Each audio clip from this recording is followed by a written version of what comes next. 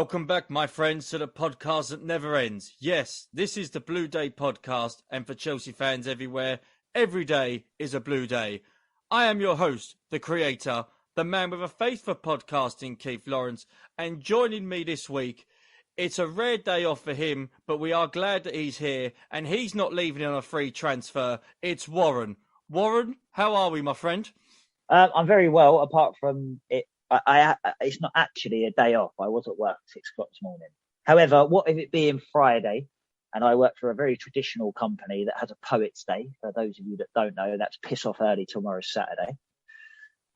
We do have a Poets' Day on a Friday, so I finish at 12:30. So I'm excited to be back on the show as always. It's always an absolute pleasure and an honour to be here with your good self, Keith. You know how much I enjoy doing it, although obviously I do struggle for the time these days and stuff. But yeah, fantastic to be back as always. Thank you very much for having me. Well, we've got a busy one today. We haven't been up to date on a few bits, partly due to certain situations outside of the podcast world, but also we did have a exclusive interview with Roger Freestone, which I hope all of you that are regular listeners of the podcast listened to and enjoyed. But very sorry to cut you off there. Very insightful. For those of you that are listening now that haven't caught that podcast, it's obviously on our YouTube page and all the usual social media outlets that Keith usually mentions: Twitter, Instagram, Facebook, etc. But very insightful, very eye-opening. Lots of things in there that you wouldn't have expected, you know. So it's full of surprises. Great show, great effort on that, Keith. Great find as well. Well, I appreciated Mr. Freestone's time on it, and it was great to have him on to talk about all things Chelsea before massive money, which is a nice segue to some breaking news that we like to have on the show. Nothing to do with the podcast, but it is to do with Chelsea Football Club, and it's to do with the ownership of the club and this thing that pretty much will not go away easily. It's been dragging on. You mean the proposed sale of the club? The proposed sale of Chelsea. Yes. The proposed sale of Chelsea. The breaking news, by the time this goes out, everyone and their mums will know about this. But Sir Jim Radcliffe, an owner of Nice Football Club and other businesses, has made a bid to buy Chelsea Football Club worth $4.25 billion. According to his spokesman, he's confirmed that he wants to buy Chelsea. We are the only British bid. And our motive, and these are one of the quotes that has come out of the interview. And I quote, "Our motives are simply to try and create a fine club in London. We have no profit motive because we make our money in other ways." End quote. Now, he's 69 years old. He tried to buy the club back in 2019, but he bought Nice in France instead. And it's a nice part of France, that. Nice. You don't get it, do you, Keith? It's spelled Nice, the same as nice. I was just seeing how on the ball you were. Clearly, you need to have a Red Bull. I have been up since 5 o'clock. You leave Other me alone. energy drinks are available. I am. That's all local news agents. Bit of a sort of breaking news that I know that the big media companies are going to pick up on, but with a fourth potential bidder now for Chelsea, the fact that the government want this done and dusted ASAP because they basically want shot of having to deal with this. The licence expires in May. Warren, as you just sort of heard about this potential new bid, should we be worried that a new owner hasn't been announced yet? There's talk that there's potentially could be new owners announced next week, which I doubt it. But what's your thoughts on the current takeover situation? Well, I always thought, in terms of being worried because of the time frame and the time scale that it's taken so far, I'm not particularly worried about that. I think that it was extraordinarily optimistic and ambitious to announce that they would have new owners in place and and everything would be sorted and all the paperwork would be a done deal in such a short period of time. For, you know, even if this was like a normal deal. Let's say that Roman Abramovich had enough and he decided to sell Chelsea, and it wasn't under these sanctions and under these unprecedented circumstances for the sale of a football club. Even in that situation, without the added complication, a complication that to a business deal is so drastic and so dramatic that we can't possibly imagine it unless we was actually involved in the business ourselves. So we can't even fathom how much more complicated it is. But even if without that complication, it still would have taken months and months and months and months. So in terms of the time scale and how long it's taken and stuff like that, no, I'm not particularly worried. I think that it does obviously massively disrupt our summer transfer window, and it's obviously already affected. This potentially already looks like it's affected offering contracts to new players and various other things. So yeah, can it be damaging? Yes. But do I think that it's something that Chelsea Football Club will recover from? Yes, absolutely I do. We had a transfer embargo a couple of years ago where we couldn't sign anyone. So, you know, the thought of not being able to buy people in the first 2 weeks of June and have to wait till the end of June doesn't seem like the end of the world to me. So I'm not, you know, I'm not particularly fazed about that. With regards to who I want to take over, who I think will, who I think should, I think that there's so many stipulations in place. And this is from the outside looking in. Again, we're not on the inside of it. We're only reading in the media what we're being told. How accurate everything is, we don't know. But in terms of the stipulations that they can't sell a controlling stake in the club until I believe it's 2032, the ongoing and continuous investment in not just the first team and not just the academy, but also the women's team. Fantastic result last night for the women's team, in a strong position to win another league title. Fantastic to the girls. Best of luck for the rest of the season. They really are flying. Like they keeping that blue flag flying high with the disruptions. And they're in a cup final. Yes, exactly. As are the men's team, but with the disruptions that are going on and off the pitch at Chelsea at the minute, the ladies are doing an absolutely fantastic job. So big round of applause to them. And, you know, long may it continue as well, and bring that title home, girls, and bring the cup home again as well, girls, you know.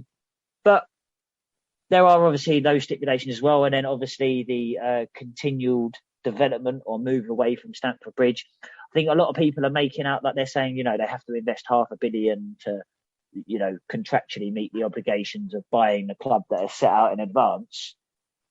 But how realistic is that? Can they redevelop Stamford Bridge? No. Roman Abramovich tried really hard.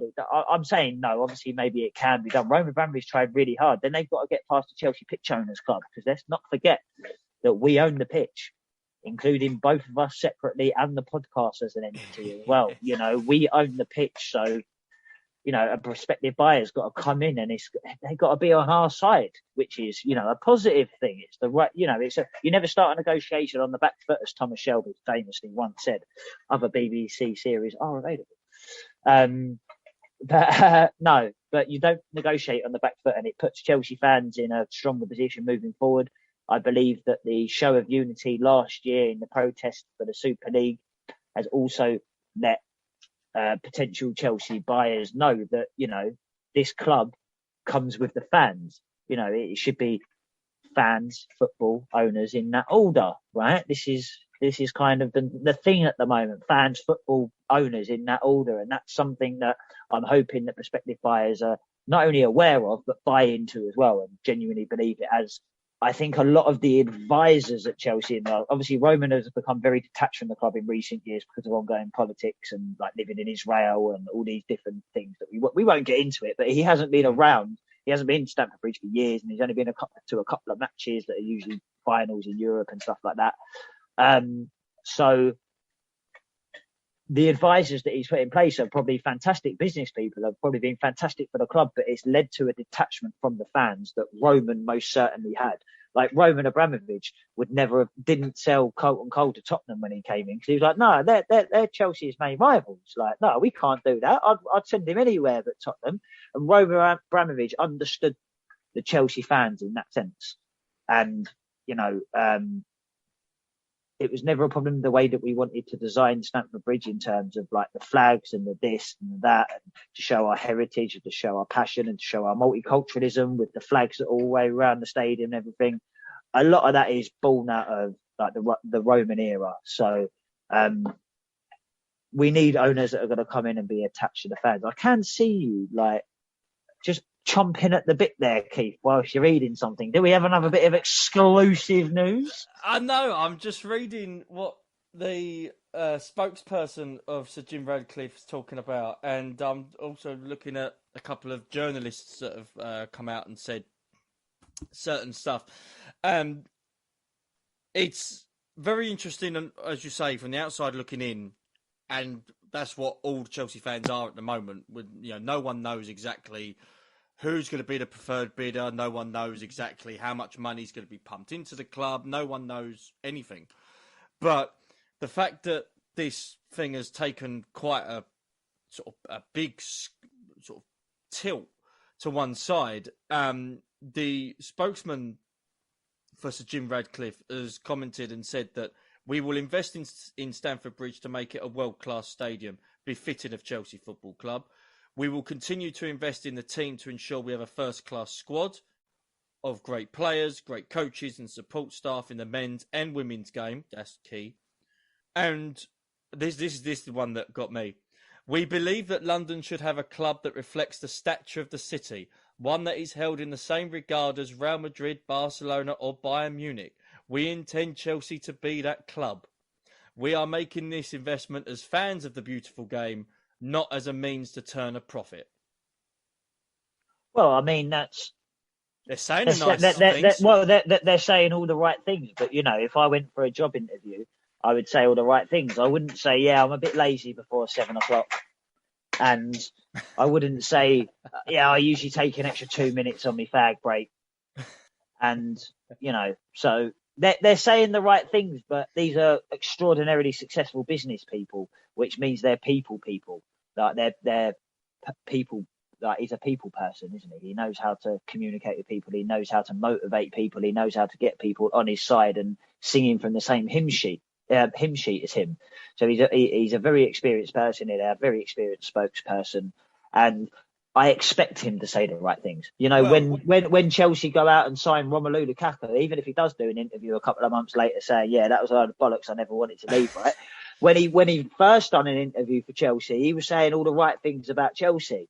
Do you know what I mean? Because he's not going to come in and say, well, you'd say that he wouldn't.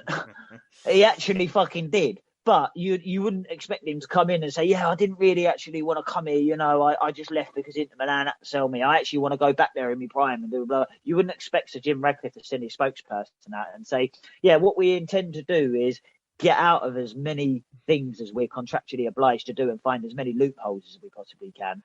We don't really care as long as we're turning a profit. We'll keep Chelsea in the Premier League and in the Champions League because that's where we're going to make the most amount of money. So we'll invest just enough that we can turn in enough of a profit that it's worth our time. And if we win things on the way, happy day. Basically, you're going to turn into an Arsenal or like someone like that, basically. You don't expect him to say that. So I take everything that they say with, I don't disbelieve what they're saying because I have, I wouldn't make that judgment about people I don't know, I guess. But I take it with a pinch of salt at this moment in time. We're not truly going to know for 3 years. Like, is the reality, in terms of it might work. He might come in and say, oh, right, well, there's 170 million and we go out and buy 3 players and we might think, oh, this is absolutely fantastic. Oh, this new owner's blah, blah, blah. And then it comes to 2 transfer windows time and we've got no money and we've had to sell a few people and we can't afford big contracts for whatever reason because it hasn't quite gone right with sponsorships and it depends on who we buy. Bits and pieces. Again, this is the thing. I think recruitment hasn't been great at Chelsea in the last 5 years. I think that's where we've fallen behind Man City and Liverpool. I don't think we've fallen behind because of style of football. I don't think we've fallen behind because of changes of managers. I don't think we've fallen behind for any other reason than recruitment. Yeah, and that doesn't mean to say that we haven't signed fantastic players in that time. But in terms of name a player that Chelsea have bought in the last 5 years that is like first name on the team sheet. The last one was Kante, I would say. Kante, you'd probably look at Rudiger. Yeah, but Rudiger's Maybe leaving. Kovacic. Rudiger's leaving. Mendy, you could say. Mendy. But again, we're kind of grabbing names, and they're worthy names. They qualify. Ben Chilwell. They meet the criteria. Ben Chilwell's had half a decent season. Let's not let's not get Ben Chilwell's got all the potential in the world, but let's not get too carried away with Ben Chilwell at the moment. How is he going to come back from his injury and things like that? Key for the new owners, I mean, we've got borderline the strongest squad in Europe. People forget this. People forget that we regularly could play with Kante, Jorginho, Loftus-Cheek, Ziyech, Pulisic, Hudson-Odoi, Lukaku, Werner on the bench every week. Before we talk about players leaving, and we talk about the situation with contracts and potential players coming back from loan deals, one little bit that's just come, I've just got a ping on my phone. This is how important it is. I've got a ping on my phone. According to this report, Mr. Sir Jim Ratcliffe is ready to send the money this weekend if required, and he has already spoken to the UK government about his bid for Chelsea. He's got to go through the whole FA process of fit and proper person and proving his means and stuff, hasn't he? He's pledging 1.75 billion over 10 years in investment on the stadium and squad, on top of the 2.5 billion asking price. So 1.75 billion over the next 10 years for the development of Stamford Bridge and the squad, right? Let's say the development of Stamford Bridge costs 700 million. Let's say it costs $1 billion, actually. Let's say it costs $1 billion, because it probably would, with everything tied in, buying the land and contracts and legal disputes and this and that and all the rest of it, plus the actual construction work, plus the move away from Stamford Bridge whilst it's redeveloped, possibly Wembley and everything. We'd have to pay for that. So let's mark it down as $1 billion, which I think is fair. That leaves 700 million for the squad in the next 10 years, which is £70 million a year.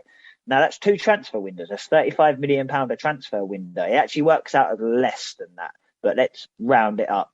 £35 million a transfer window is not what Roman Abramovich was spending. Now, it's slightly different because we've started bringing players through the academy. In the last few years, we've saved, to have a defender of Trevor Chalobah's ability at this time, even if we're talking about an older defender, but somebody exactly the same as Trevor Chalobah right now, you'd spend 25-30 million on him. Mason Mount, you'd spend 75-80 million on. Reece James, you'd spend potentially 100 million on.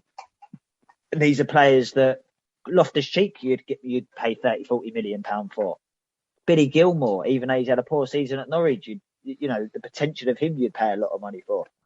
So we are saving ourselves more money now than we were under Roman, say 5 years ago.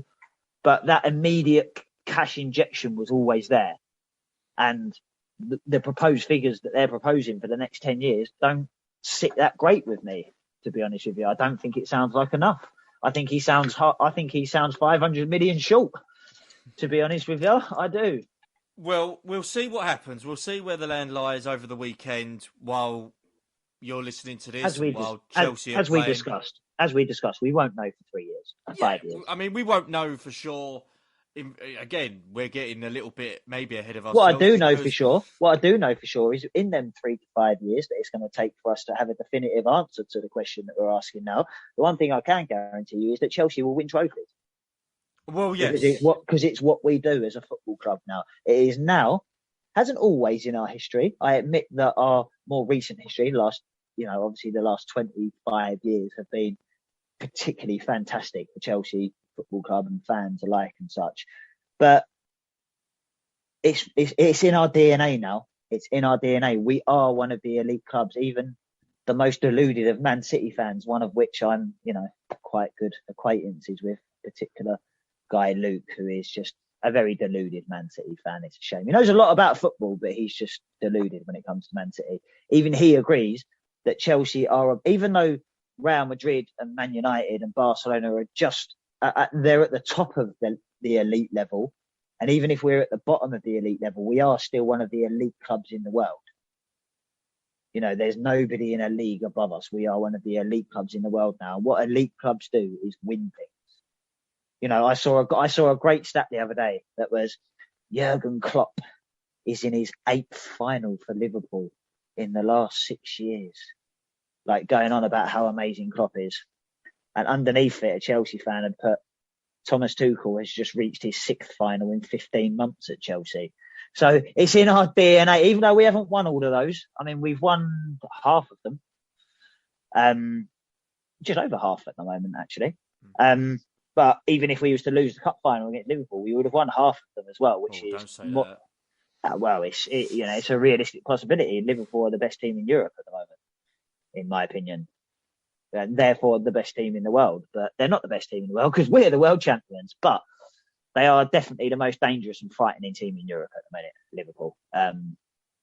You know, even if they play Origi, Jota and Diaz, they're 3 backup forwards. They've still got one of the best front lines in the world. So, tough game, that one. But I digress. Yeah, I just think, I don't know. I just want Roman to keep the club.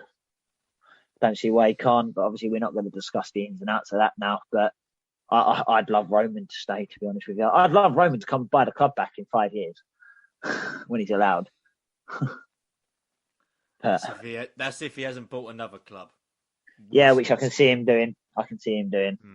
In regards to the ownership, again, we'll see what happens as the weekend progresses, and hopefully with Chelsea coming back to London with 3 points on Sunday, hopefully we'll find out more in regards to the ownership. In terms of players, and this is something I wanted to obviously get your thoughts on, my friend, and it's been obviously confirmed since we've last spoke about Chelsea properly, and since our last episode, and that is Tony Rudiger is leaving at the end of his contract. He was offered a new deal, didn't want to sign it.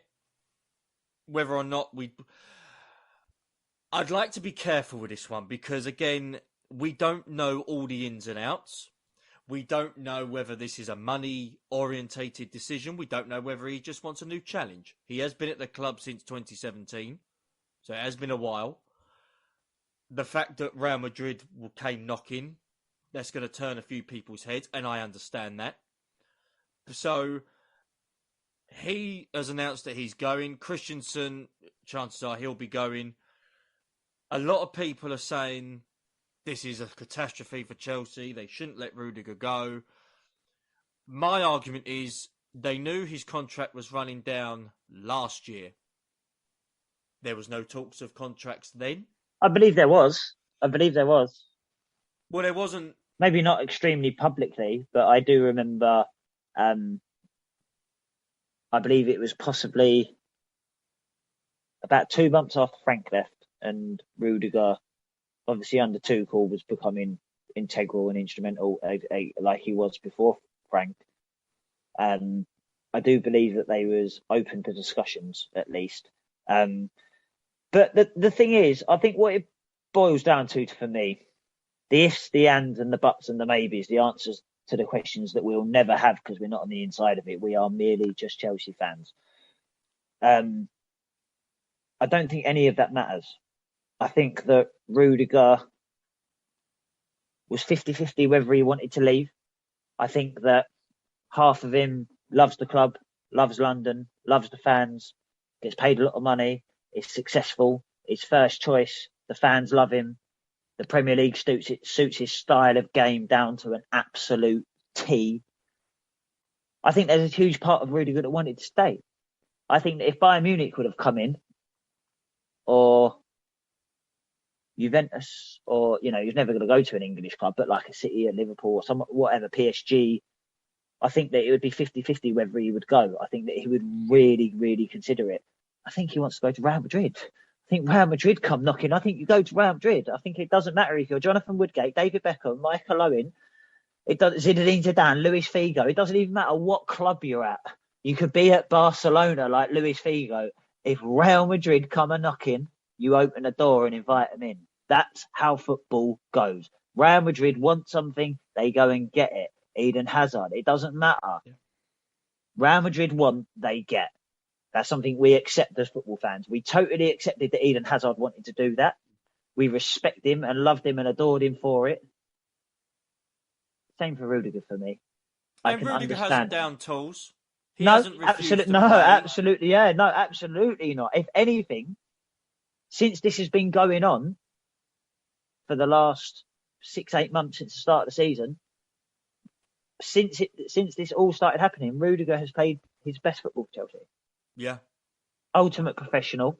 Love the fact that he's always winning and usually does start a fight.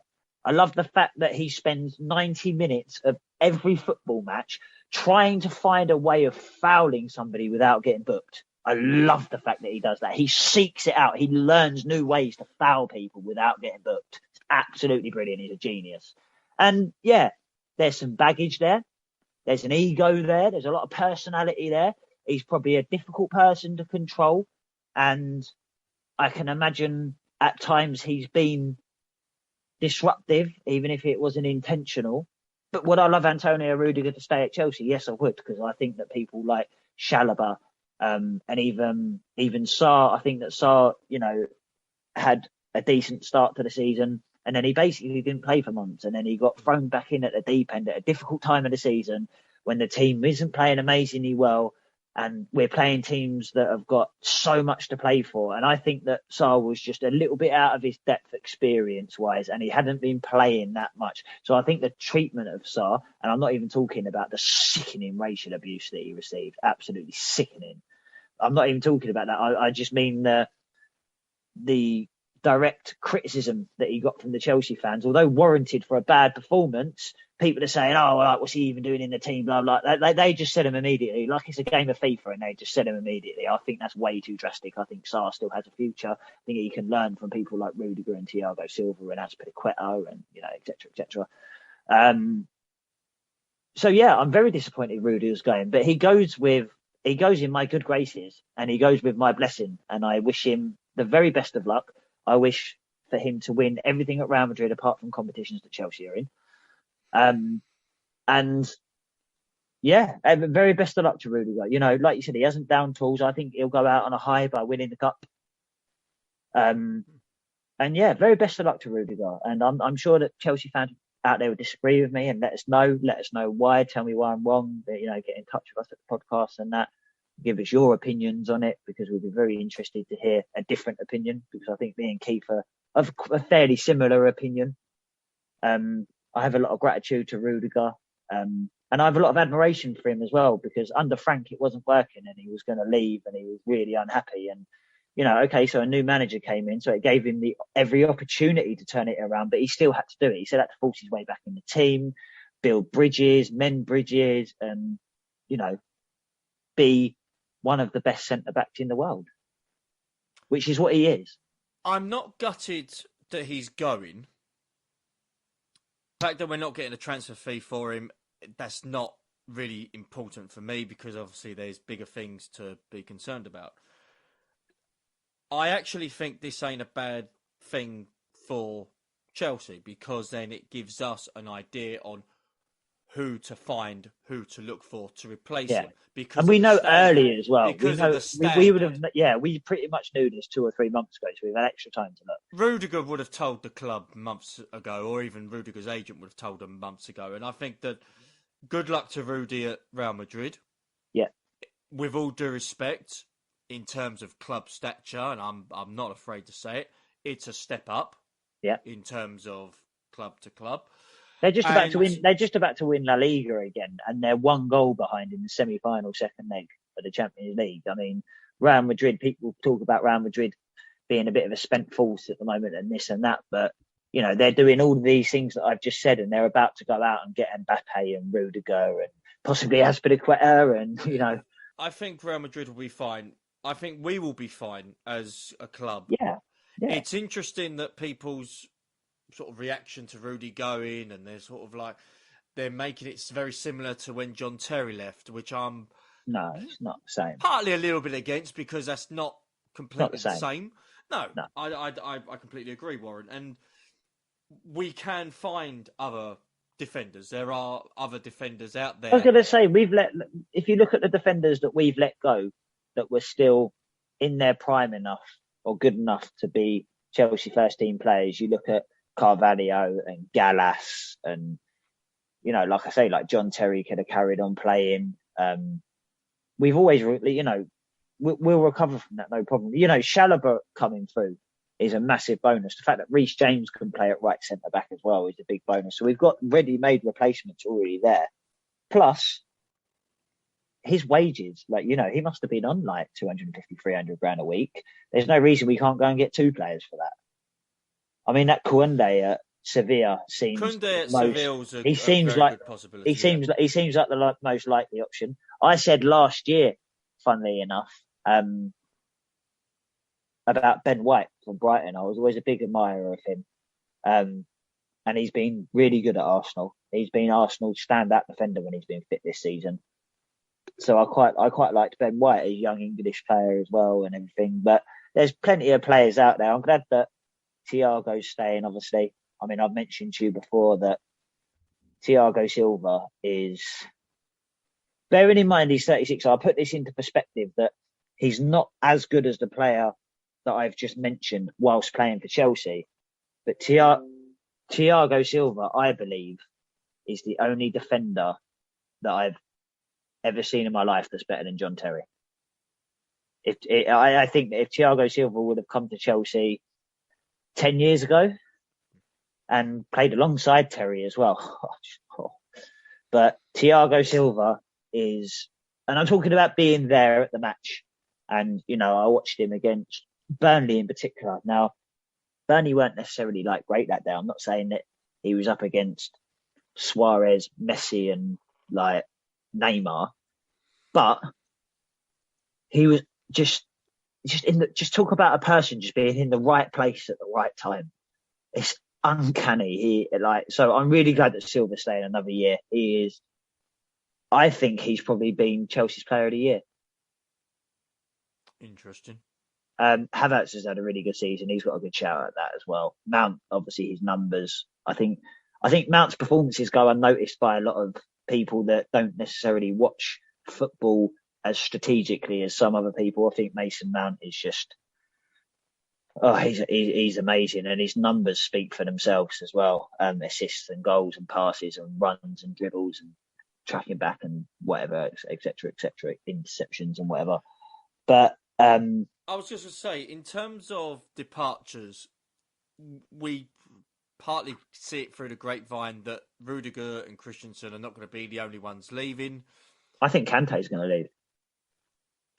Well, I'd like to talk about the United game later. I think Kante... In which Kante was probably man in a match, by the way. Kante was outstanding. One mistake... Yeah. Which led to Man United's goal. One bloody mistake. But I think Kante has been superb for the club. I think everyone knows that. And I even think people like Jorginho, I think they might decide. And it's not a case of, they're going to jump ship because Chelsea, as you said, are spent fools because of ownership screwed up and there's all this talk. I just believe they just want a new challenge. Kante's been there since 2016. Jorginho's been there since 2018. It's 4 to 5 years. We're not going to get players that are going to be at clubs the same as Cesar Azpilicueta, for example, which has been 10 years.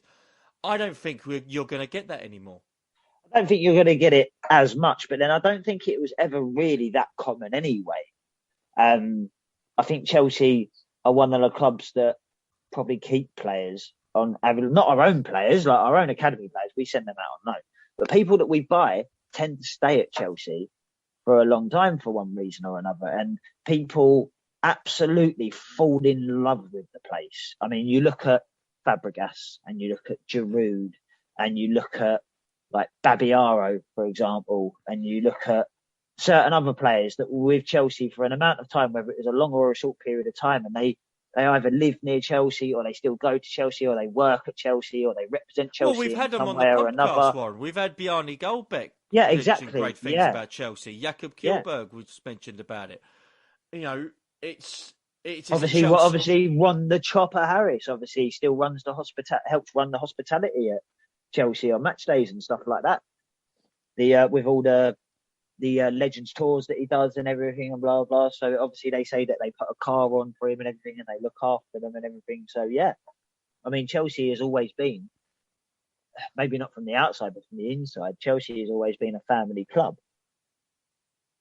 We've always looked after our own, and I think that's very appealing to people. I think you're right. I think Jorginho's time has come to a natural end. I'm a big fan of Jorginho.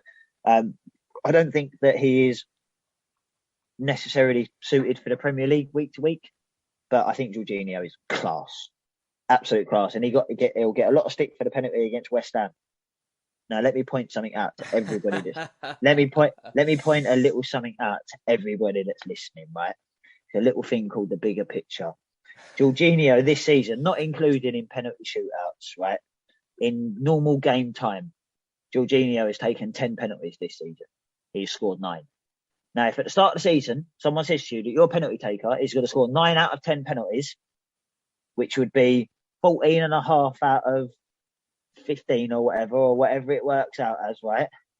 You'd bite somebody's hand off for that. You don't know when the one's going to come that he's going to miss, and it could be a big important one. As it turns out, he got away with it, right? But massively got away with it, yeah. But 9 times out of 10, right? Now that's impeccable levels. That's world class levels. If Messi took 100 penalties in his career and scored 90, they would say that's incredible, given the goalkeepers that he came up against. Now let's not forget that the Premier League, if you was to take the 21st choice goalkeepers in the Premier League, they would be the best set of 20 goalkeepers in the world, bar none. So Jorginho goes up against that every single week, and he's got a 9 out of 10 conversion rate. He's been Chelsea's top goal scorer before because he puts penalties away for fun. So yeah, it was a shocking penalty, right? I'm not defending how bad the penalty was, but for Jorginho to be getting 6 and he takes penalties like this and all the rest of it, right? That's a load of bollocks. The man scores 9 out of 10. Leave him alone. I spoke to Scott Minto about this, and we was talking about it after the game.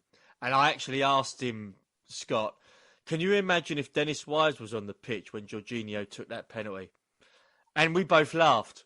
And it was just a case of, I wonder what Dennis Wise's reaction would have been. It's a different time. I think that had Dennis Wise played in this era, I think Dennis Wise would have. The thing is, people forget what a fantastically technical player Dennis Wise was. People remember him tackling and being hard and doing all this biting people's ankles and picking people up by their hair on their armpits and things, scratching people and things like that he used to do. But he was actually a very technical footballer. But I think that had Dennis Wise played today, he would accept that, because for that one moment of stupidity, if he tries it 9 times out of 10, if a midfielder tries to make an absolute wonder pass, 70-yard through ball that's absolutely on a sixpence perfectly, if he does it wrong once out of every 10 times, you say, oh my God, I'm going to pass you the ball 50 times a match. And you can do it 45 times out of 50 because we're going to score 40 goals from it, So you've got to look at the bigger picture. Statistically, Jorginho is a very important player for Chelsea. One last player I would like to mention in regards to whether he's going to leave or not. And it will be interesting, again, what happens in the summer in terms of new owners who we could go out to buy, statement of intent. Mr. Romelu Lukaku. Now, he came on against Man United last night, and we'll talk about that game in a minute. But it hasn't worked for him this season, has it? It really hasn't. You know my thoughts on him. I was a big fan of his when he signed for the club. I was delighted when we got him back. I, along with every other professional pundit in the world, thought he was going to take Chelsea to a league title. Simple as that. Me too. But for whatever reason, it hasn't worked out. I was there when he was outstanding against Aston Villa at Stamford Bridge back in September. He bossed the pitch. He was the best player against on Arsenal. that pitch. His debut Arsenal, against his Arsenal, debut at the tore it up. Emirates, unbelievable performance. And since then, whether it's injuries, unhappiness over manager or treatment of how he's been, I have no idea. He is the shadow of the player at Inter Milan. He's the shadow of the player that rose to Everton prominence and Man with United West and Brom West and Brom, Everton. and yeah, A complete and utterly different player. I would like him to stay because I want it to work. Not me because too. we spent 100 million on him. It's That is because a big factor, though. That is a big factor. If we was to sell Lukaku now, people ain't going to give you 40 million for him. Chelsea don't do business like that. Chelsea don't do business like that. Well, look what happened with Kepa. We spent a lot of money on him World record when fee. things were going wrong. A lot of fans were saying, get rid of him, get rid of him.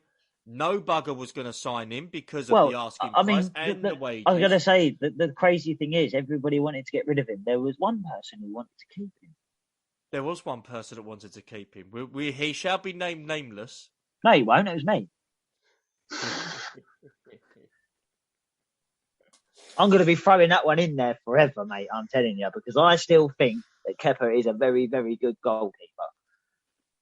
And he's better on the ball than Mendy as well. Oh, no, let's not talk about Mendy. But Lukaku, I'm hoping that this summer he can look in the mirror and realise that he's had one shit season. Whether the interviews actually played a part, I have no idea. But yeah, they did. I think they've had a massive. I'm hoping next season. I think that Lukaku, the best thing Lukaku can do, right, is at the end of the season go off and have his holiday, right, and come back to pre-season fresh, right. Nobody's going to remember the interview because too much has gone on at Chelsea since. I mean, the things that have gone on at Chelsea since then are so much bigger than Lukaku that until now, people aren't even really talking about the interview, really. They're talking about how shit Lukaku's playing. Of course they are, but they're not really talking about the interview because it's blown over people's minds. We're talking about the start of the season being another 3.5 months away, right? People have forgotten about it by then. It's a new season, new players have come in, new owners have come in. Everything's starting afresh. He gets a goal within the first 10 minutes on the first day, and all of a sudden, away you go. So I think the best thing Lukaku can do for now is just shut up, crack on, have his summer holiday, and come back ready for next season. And I think he could be a Chelsea hero. Chelsea have still got an amazing team. They really have. And people like Ziyech and Pulisic and Hudson-Odoi that have had, by their own very, very high standards, poor seasons, all of a sudden they've got a 25, 30 goal a season striker in the middle. All of a sudden their form goes up through the roof because they're supplying someone. And, I love Havertz. He's done a tremendous job. And I think he can link the play very well with people in the middle. Don't think he links the wings as well, which is why people like Pulisic and Hudson-Odoi have suffered with the tactics and the formation, the way that it is at the moment. But it's also the reason that Reece James has exceeded expectations with his growth and his development. But yeah, it would work better with a centre forward there, and it'd bring more people into play, which is what Lukaku was doing for the first 6 weeks at Chelsea, and then obviously the interview happened. But yeah, I think Lukaku will stay, and I think that at least to some degree he will be a success. In regards to the other players you've mentioned, like Ziyech and Pulisic, it's funny when you talk about with the Lukaku situation, that build-up for the goal against West Ham, and we'll talk about the reviews in a minute. The build-up to that West Ham goal, we've never done that with Lukaku. I know Lukaku was on the pitch, and people. It was actually quite funny, Warren. We got the ball down the wing, and we crossed the ball. We haven't done that enough. There has been home games that I've gone to, and I've texted you or gave you voice messages, and I've berated how we've played because when Lukaku's come on, whether he's been on the bench, he's come on, we haven't crossed the ball to him once. I was going to say to a lot of the degree, a lot of Lukaku's gripe, and the reason he was unhappy was because he was saying Chelsea weren't playing to his strengths like he believes that they should play to the centre forwards' strengths. When it comes to scoring goals, you should play to the strengths of your goal scorer, your main goal scorer. He's right. Now, does that give him the right to play the way that he's been playing and give the interview that he done? No, absolutely not. I'm not justifying it. I'm not justifying his actions. He was an arsehole for doing it, right? And I think he knows that as well. I think he accepts that. I think he accepts that he was completely in the wrong. But is he wrong about the tactics? No. I think he's correct. And I'm not one to question Thomas Tuchel. Who am I to question him? But do I see Lukaku's point? Absolutely. Absolutely.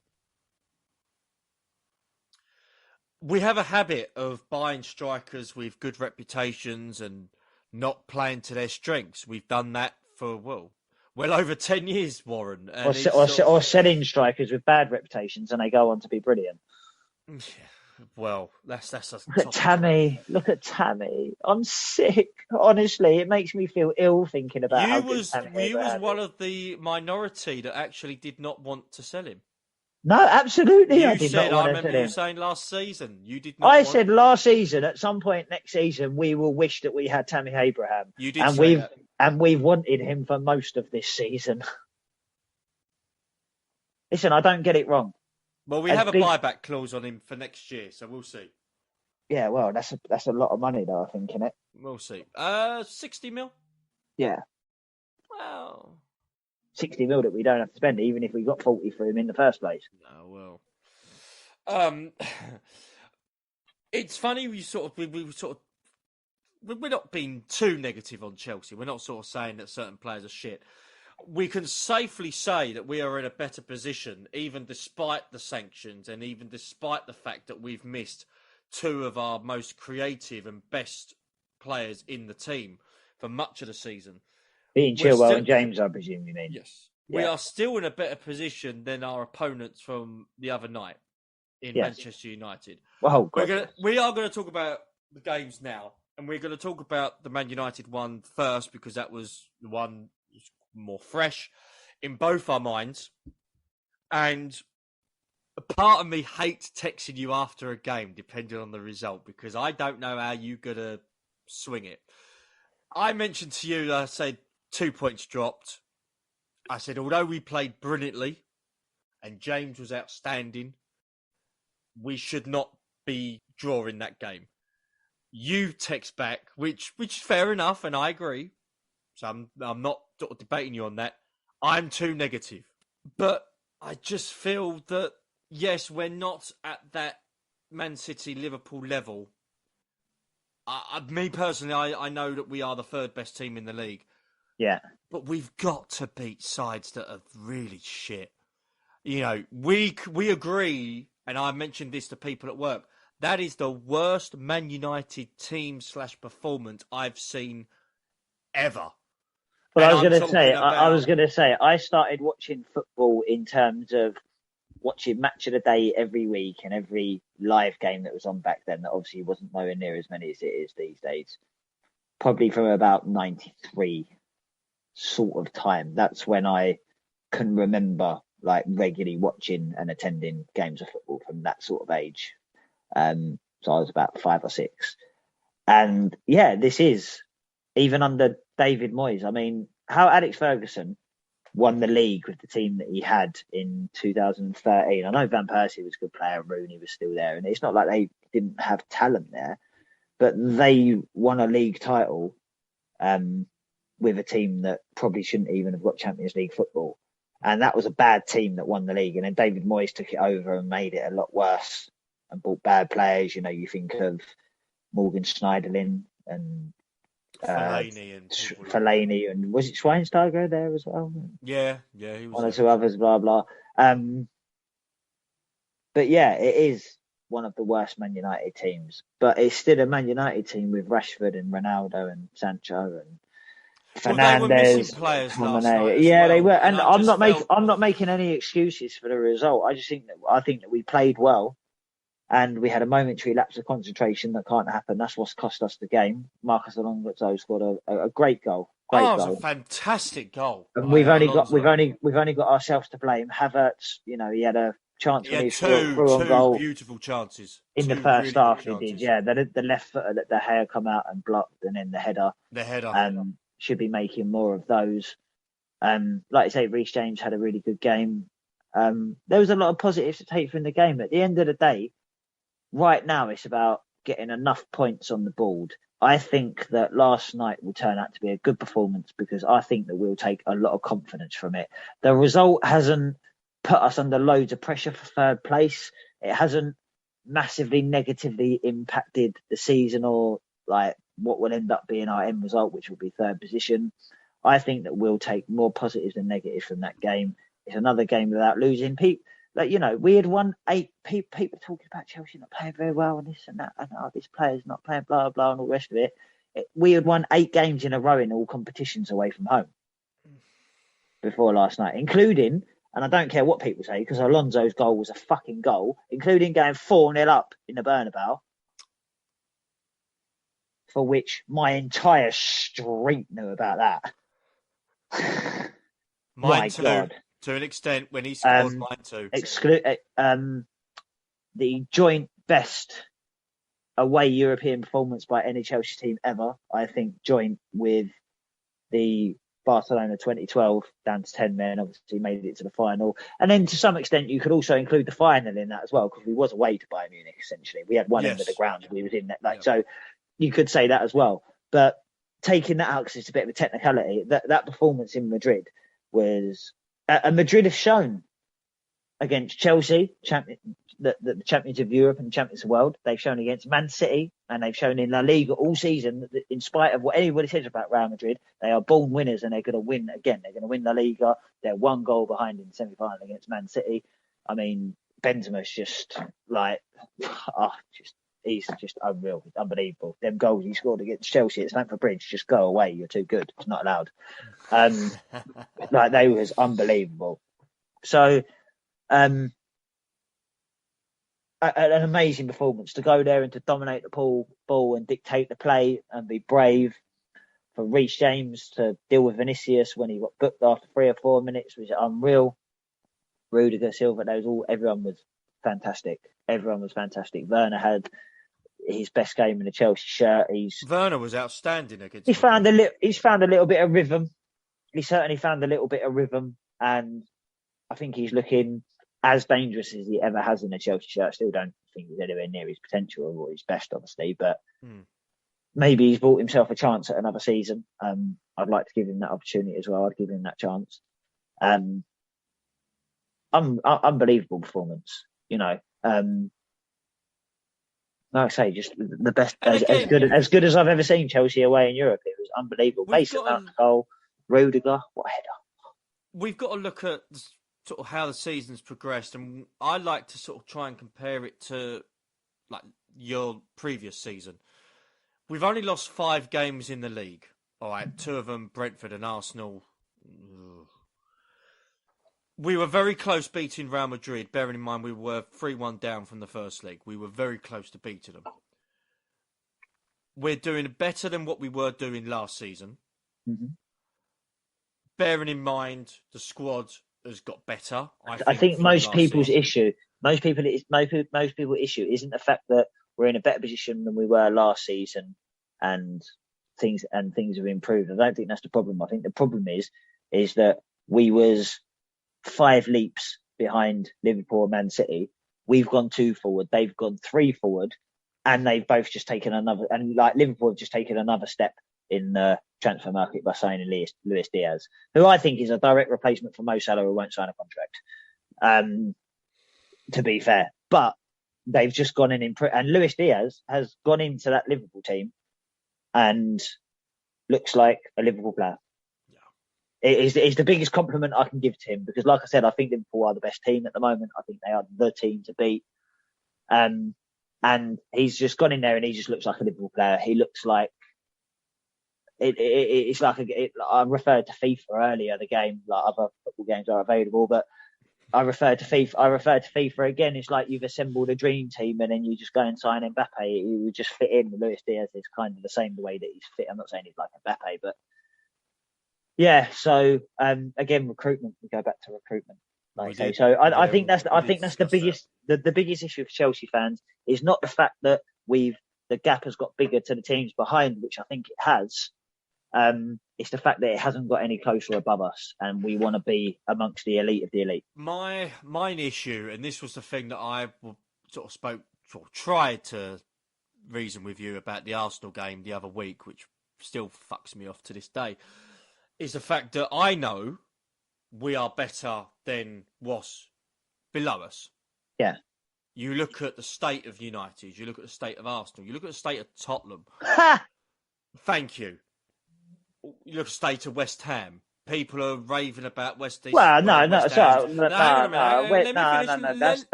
West Ham are having a... Let me finish. West Ham are having a very good season, but they're not better than us.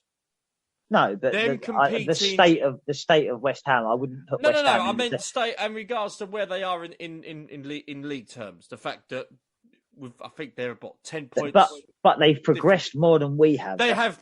Yes. Like Man United, Tottenham, and Arsenal have degressed where we've progressed. But West Ham are the exception out of what you said because they have progressed more than we have. And I think they would have. I think they would have got Champions League football had they not made it to the semi-finals of the Europa League. Potentially. But I feel that with this season, if we get third and win the FA Cup, for me, that's a superb season. If we get third and maybe lose to Liverpool, I hope not, because I'm hoping to go and I can't afford another final loss to them, then it's still an okay season. It's an acceptable season because, yes, I think it is because we're not... The only way it'd be acceptable is if we were City or Liverpool right now and we was to not win the league and get beat in the cup final. I think that if we would have progressed and cut the gap down at the top, then we could say that it was an acceptable season because we're going in the right direction. I think a season where we finished the same as the season before and, not dissimilar distance away from it, it was always kind of unattainable after a certain point in the season. And to win no trophies even though we would have been domestically, we would have been in 2 finals, which is an achievement, but an achievement is different to success because it's an achievement to make it to a final. It doesn't mean that you're successful. So Tottenham have achieved a lot. They've won fuck all. Do you see what I'm saying? So this is the dangerous mentality. What has Tottenham achieved?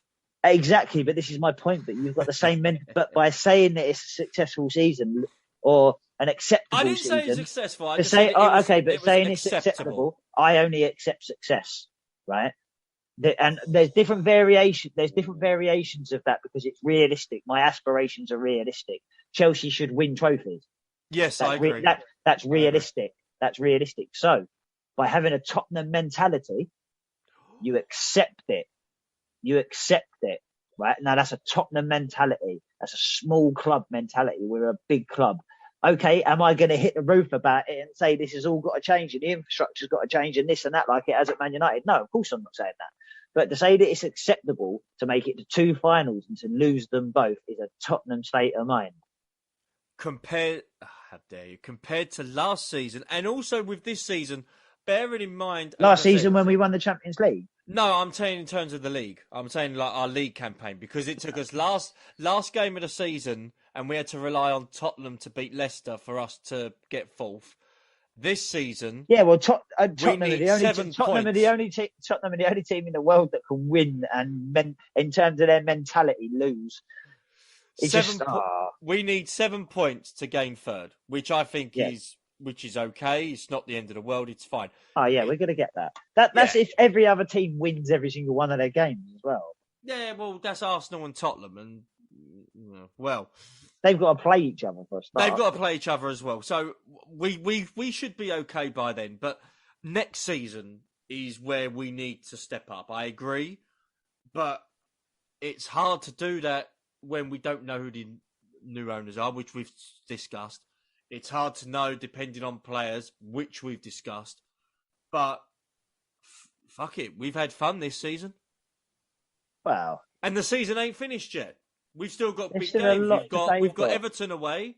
Gotta say, reunion with Frank. And they need the points more than us. Do they? We've got Leeds, dirty Leeds at Ellen Road coming up as well. We haven't played them at Ellen Road in the league for such a long time. We've got Wolves. With fans anyway. With fans. We've got Wolves coming up on the 7th. We've then got Watford, our last home game of the season. Yeah. And we've got Leicester on the 19th of May. So there's still, and plus we've got a cup final as well. So much stuff to play for. So, all right, people have. People are playing for their place in the cup final team. People are playing for their place in the team next season. People are playing for their place in the squad. You know, for moving forward, whether they're going to get sold or not. You know, I mean, the re-emergence of Loftus-Cheek is nice, but there's a lot of other. One there's always there's a lot of players that have got a lot of soul searching to do between now and the end of the season. And you're right, there's a lot to play for. Every game's a cup final from now, as it is for everyone. Yes. Yes. And I quite like our running. I think that we're going to have a good little run, and I think we're going to win the cup final 3-1. I think Lukaku's going to score.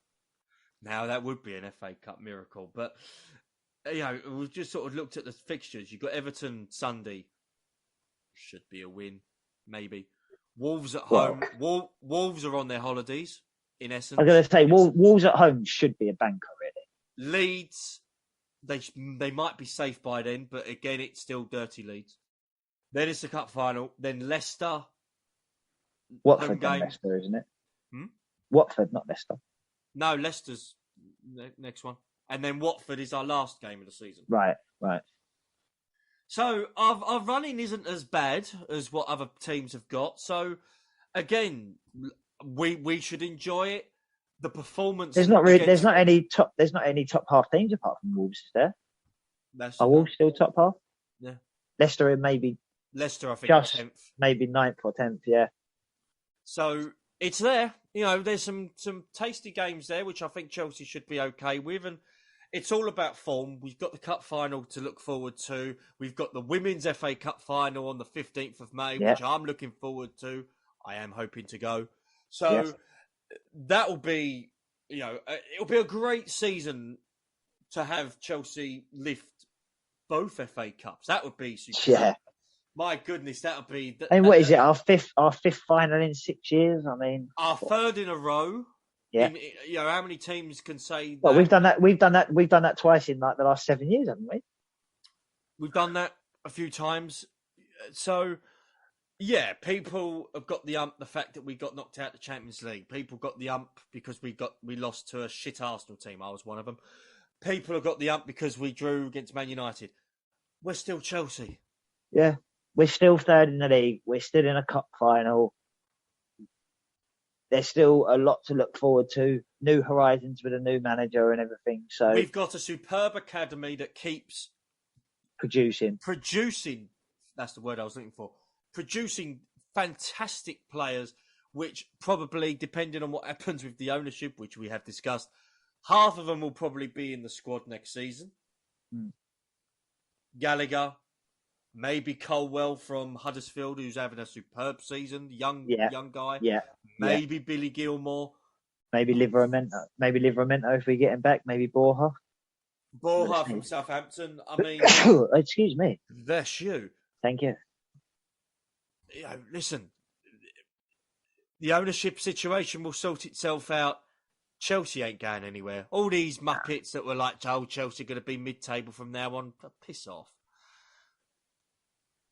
It's not going to happen. No, absolutely not. Absolutely. And if it does, it might get rid of a few fans that I don't like. So happy days. Well, it might stop arseholes charging £150 for programs on eBay. I think that would be a nice last little. Yeah, rant see, I told you you should have bought one. Shame on you, people that were in corporate that night or whatever, charging £50. Going up to £155, going up to £300 for a Chelsea Real Madrid program. Shame on you! And if you ever get caught, and whoever people find you, I hope you get barred from the ground, arseholes. And even certain people that are charging £9, £10 for Chelsea West Ham programs. Crazy. I can understand that with a bit of postage. Someone's gone to the effort and their time to get it. I could understand giving a tenner for it, but like you say, the hundreds of pounds and it's what I've come to expect from a lot of Chelsea fans, which is one of the reasons it's the main reason that I don't go to Stamford Bridge anymore. I just go to away games. Obviously I've been to Wolves and Burnley this season. Obviously I went to Wembley the other week, which was fantastic. That was really random. I sat next to a family from Durham, which was very odd. But you that, don't live that far from there. Anyway. Literally about half hour. So that was a bit odd. They had the accent from my area, but I lived there and I didn't have the accent. It was odd. But that was a really good day. I saw quite a few people that I knew, and it was obviously Crystal Palace is my hometown team, being from Croydon originally. So I probably knew as many people in the Palace end as I did in Chelsea. And in fact, I saw quite a few of them, and a lot of my extended family and stuff were there and stuff. So that was nice. But it's the reason I don't really go to Stamford Bridge anymore. It's, as Roy Keane would say, the prawn sandwich brigade, isn't it? But such is life. We move on, and we look forward. We look forward. Move on. Last little bit I did want to mention before we do wrap this up.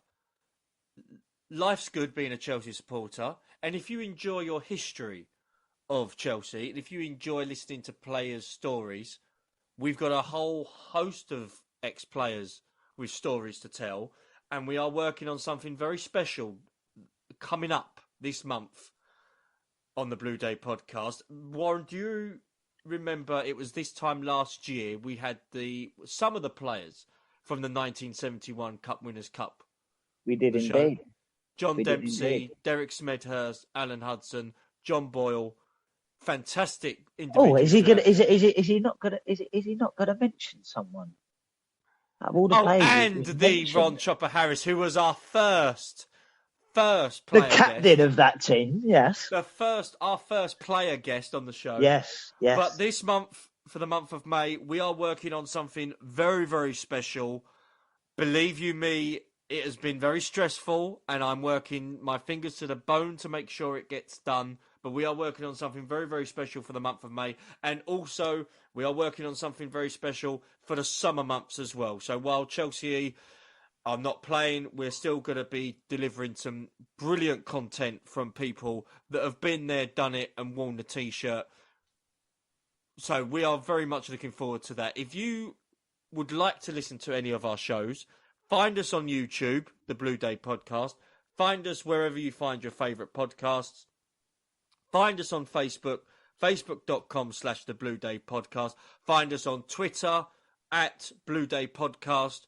Find us on Instagram, where we are loving the feedback from people at the moment on Instagram.